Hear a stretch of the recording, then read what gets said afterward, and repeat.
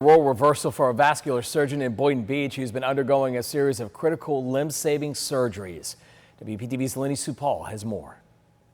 It's going to take time. A mixture of strength and determination driving Dr. Jesus Jimenez on his road to recovery. These injuries that I've sustained are not going to heal from one day to the next. The long 2-year journey still not over after a serious car crash in South Carolina shattered much of his lower left leg. Both of my ankles were fractured. My left ankle being an open fracture with injuries to arteries and injuries to nerves. Dr. Jimenez is a vascular surgeon at Bethesda Hospital in Boynton Beach. What I do for a living, save lives and help people keep their legs. However, in September 2020, he was told he may have to face an amputation himself. So to find myself in this role reversal of being in a trauma hospital and me being the patient was quite intense. There was a greater than 50% chance that he would lose the limb. After his first surgery in Charleston, Dr. Jimenez made a phone call to a man he used to mentor, Dr. Julio Ortiz. Dr. Jimenez has always been, in many ways, a mentor and almost like a big brother. A colleague, friend, and reconstructive foot and ankle surgeon, taking on the critical task of performing the series of limb-saving surgeries. Studies show